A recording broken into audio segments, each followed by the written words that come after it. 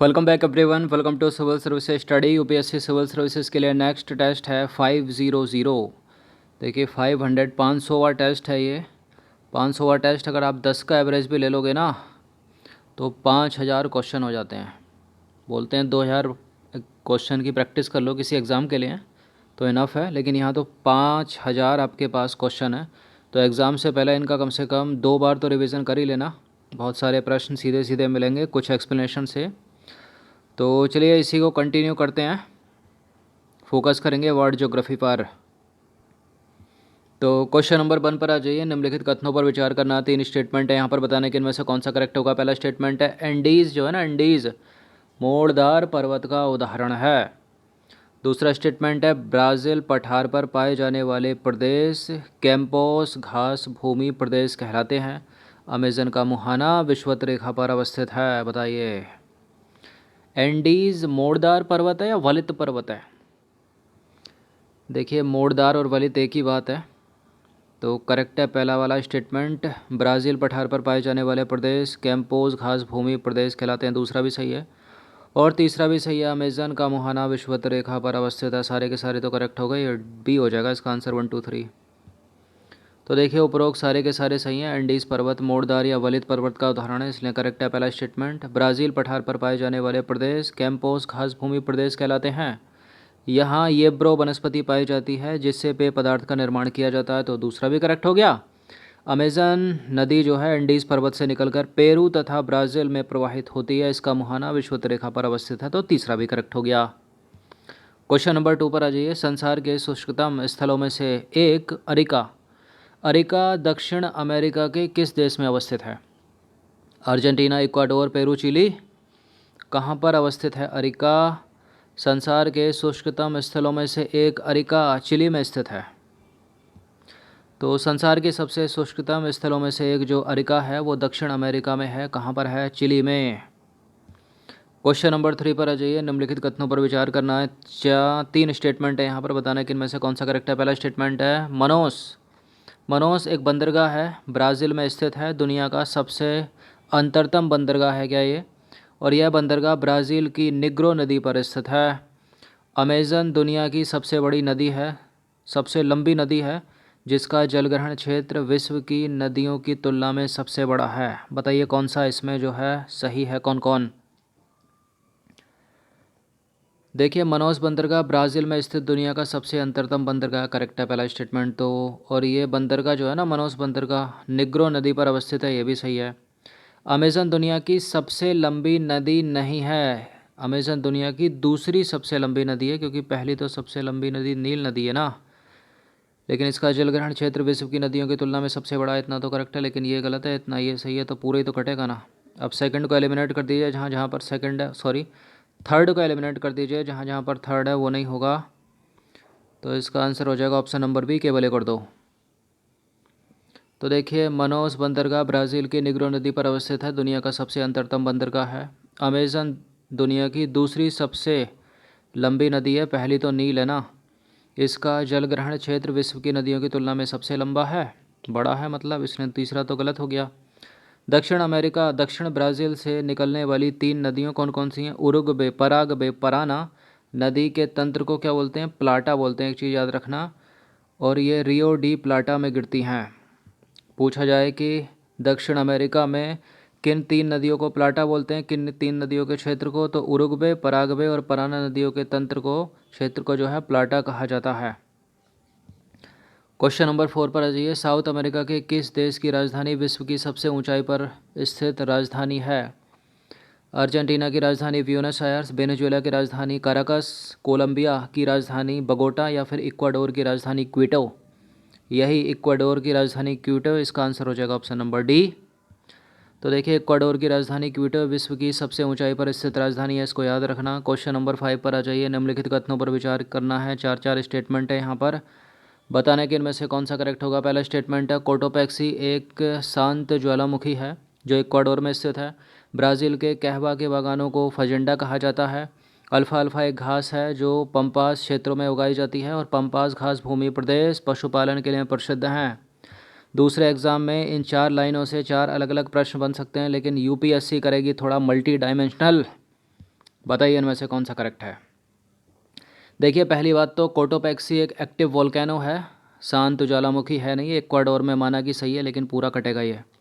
Brazil के कहवा के बागानों को फजंडा कहा जाता है, करेक्ट है। Alpha alpha MP PCS Madhya Pradesh PCS की फेवरेट है, बहुत पूछते हैं इसको कि अल्फ़ा अल्फ़ा है क्या, घास है एक, पंपास क्षेत्रों में उगाई जाती है, ये करेक्ट है। और पंपास घास भूमि प्रदेश जो है पशुपालन के लिए प्रसिद्ध हैं। तो 2 3 4 2 3 4 2 3 4 सी है इसका आंसर। तो कोटोपैक्सी सबसे ऊंचा ज्वालामुखी है जो कि एक सक्रिय ज्वालामुखी है, एक्टिव वोल्केनो, इक्वाडोर में स्थित है, लेकिन गलत हो जाएगा ना, पूरा कटेगा। ब्राज़ील में कहवा की खेती बड़े पैमाने पर की जाती है, कहवा के बड़े बड़े बागानों को फजंडा कहा जाता है, याद रखिएगा। अल्फ़ा अल्फ़ा एक प्रकार की घास है जो पंपास घास भूमि प्रदेश में उगाई जाती है, यह प्रदेश पशुपालन के लिए प्रसिद्ध है। तीसरा चौथा करेक्ट है। क्वेश्चन नंबर 6 पर आ जाइए। निम्नलिखित में से कौन सा ही सुमेलित है। इटाबिरा, क्या है इटाबिरा? मैग्नीज की खान के लिए प्रसिद्ध है। अमापा ब्राज़ील में स्थित लोह अयस्क की खान है। चुक्की माता, चुक्कीक माता, यह चिली में स्थित तांबा उत्पादन क्षेत्र है। बताइए कौन सा सुमेलित है इसमें। देखिए याद रखिएगा एक ऑप्शन इसमें यह भी है कि उपरोक्त में से कोई नहीं। देखिए चुक्कीक माता जो है वो ब्राज़ील में स्थित तांबा उत्पादन क्षेत्र है, तीसरा तो सही है यहाँ पर। जो अमापा है वो मैग्नीज की खान के लिए विश्व प्रसिद्ध है, और जो इटाबिरा है वो ब्राज़ील में स्थित लोह अयस्क खाद्यान्न है। तो इसका आंसर 1 और 3 तो हो नहीं, 1 और 2 तो हो नहीं सकता, जहाँ जहाँ पर है उसको काटना पड़ेगा आपको, केवल 3 सही है क्योंकि ये तीसरा वाला सही है, तो इसका आंसर डी भी नहीं हो सकता। तो देखिए कथन 3 यहाँ पर केवल सुमेलित होगा। बात करें इटाबिरा की तो ब्राज़ील में स्थित लोह अयस्क की खान है। बात करें अमापा की तो मैग्नीज की खान के लिए विश्व प्रसिद्ध है अमापा। बात करें चुक्कीक माता की तो यह चिली में स्थित तांबा उत्पादन क्षेत्र है। और एक चीज़ और याद रखिए, मरकेबो झील प्रदेश, मरकेबो झील प्रदेश में क्या होता है, यह ब्राज़ील में ये वेनेजुएला में स्थित है। मरकेबो झील प्रदेश तथा पेट्रोलियम उत्पादन के लिए प्रसिद्ध है, इंपॉर्टेंट है ये। नेक्स्ट क्वेश्चन पर आ जाइए। निम्नलिखित कथनों पर विचार करना है। 3 स्टेटमेंट है यहाँ पर, बताना है कि इनमें से कौन सा गलत है। असत्य ढूंढना है यहाँ पर, देखना जरूरी है वरना 1/3 चला जाएगा, और चला जाएगा वो भी जो इससे पहले आपने करेक्ट किया होगा। तो पहला स्टेटमेंट है पेरू तट पर स्थित गुआनो द्वीप उत्तम कोटि की खाद्य उत्पादन के लिए प्रसिद्ध है। मिनास गिराइस पेरू में लोहा तथा अभ्रक के भंडार पाए जाते हैं उसमें। इटेपू एक बहुउद्देशीय परियोजना है जो अमेज़न नदी पर है। देखिए गलत है यहाँ पर तीसरा वाला स्टेटमेंट, क्योंकि इटेपू एक बहुउद्देशीय परियोजना तो है लेकिन अमेज़न पर नहीं है, पराना नदी पर है। और मिनास गिराइस जो है वो ब्राज़ील में है। लोहा और अभ्रक के भंडार तो पाए जाते हैं वहाँ पर, लेकिन ब्राज़ील में है वो, पेरू में नहीं है। पहला वाला करेक्ट है। पेरू तट पर स्थित गुआनो द्वीप उत्तम कोटि की खाद्य उत्पादन के लिए प्रसिद्ध है। तो 2 और 3 गलत हो गए, इसका आंसर हो जाएगा ऑप्शन नंबर बी, 1 तो सही है। तो देखिए पेरू तट पर स्थित गुआनो द्वीप उत्तम कोटि की खाद्य उत्पादन के लिए प्रसिद्ध है। बात करें मिनास गिराइस, वो ब्राज़ील में है, पेरू में नहीं है, जहाँ अधिकतर खनिज भंडार पाए जाते हैं और यहाँ लोहा तथा अभ्रक के भंडार पाए जाते हैं। बात करें इटेपू तो इटेपू पराना नदी पर स्थित एक बहुउद्देशीय परियोजना है जिसमें विश्व में सर्वाधिक जल विद्युत उत्पादन करने की क्षमता है, तो अमेज़न पर नहीं है ये। क्वेश्चन नंबर 8 पर आ जाइए। सेंटोस के संदर्भ में निम्नलिखित कथनों पर विचार करना है। सेंटोस एक बंदरगाह है जो ब्राज़ील में स्थित है, और यह सबसे बड़ा कॉफ़ी निर्यातक बंदरगाह है, इसलिए इसे कॉफ़ी पोर्ट के नाम से जाना जाता है। और एमपीपीसीएस का फेवरेट, पूछते बहुत हैं इसको। तो सही तो ये दोनों के दोनों हो गए, करेक्ट तो इनकरेक्ट तो कोई है नहीं इसका, तो सी हो जाएगा इसका आंसर। तो सेंटोस बंदरगाह ब्राज़ील में स्थित है और यह सबसे बड़ा कॉफ़ी निर्यातक बंदरगाह है, इसे कॉफ़ी पोर्ट के नाम से जाना जाता है। लोअर पीसीएस जैसी परीक्षाओं में इस तरह के प्रश्न बहुत ही अमूल्य हैं। तो क्वेश्चन नंबर 9 पर आ जाइए। निम्नलिखित देश एवं उनसे संबंधित राजधानियों के संदर्भ में विचार करना है। गुयाना के सामने जॉर्ज टाउन लिखा है, उरुग्वे के सामने लिखा है परामरिबो, सूरीनाम के सामने लिखा है मॉन्टेविडियो, और बोलीविया के सामने लिखा है लापाज। देखिए इनमें से आपको सब बाउंसर मार रही हूँ, लेकिन एक तो आपको पता ही चल रही होगी कि बोलीविया की कैपिटल लापाज है, तो करेक्ट है यहाँ पर। गुयाना की जॉर्ज टाउन सही है ये, और उरुग्वे और सूरीनाम, उरुग्वे की है मॉन्टेविडियो और सूरीनाम की है परामरिबो। तो 2 और 3 यहाँ पर गलत है, लेकिन सुमेलित हमको ढूंढना है, तो 1 और 4 सुमेलित हैं। तो सही मिलान इस प्रकार होगा। सूची 1 का सही मिलान उपर्युक्त सूची का सही मिलान जो है इस प्रकार है। गुयाना की जॉर्ज टाउन है, बोलीविया की लापाज है, सूरीनाम की है परामरिबो और उरुग्वे की है मॉन्टेविडियो। पूछ लेते हैं ये। क्वेश्चन नंबर 10 पर आ जाइए। यदि आप दक्षिण अमेरिका की यात्रा करें तो आप वहाँ पर देखेंगे कि कुछ घास भूमियाँ आपको मिलेंगी। अब आपको बताना है इन घास भूमियों को उत्तर से दक्षिण के क्रम में रखना है। बताइए। लानोस, सेल्वास, ग्रान चाको, पम्पास। सेल्वास आएगा, उसके बाद लानोस आएगा, क्या आएगा?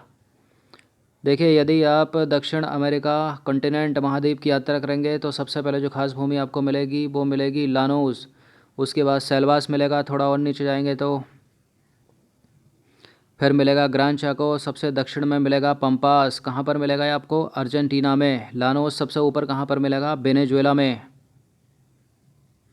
तो देखिए, लानोस, ग्रान चाको, पम्पास और सेल्वास जो है दक्षिण अमेरिका की घास भूमियाँ हैं। यदि इनको उत्तर से दक्षिण के क्रम में रखा जाए तो सबसे पहले लानोस आएगी वेनेजुएला में, उसके बाद आएगी सेल्वास, उसके बाद आएगी ग्रान चाको और सबसे नीचे आएगी पम्पास अर्जेंटीना में क्रमशः फैली हैं।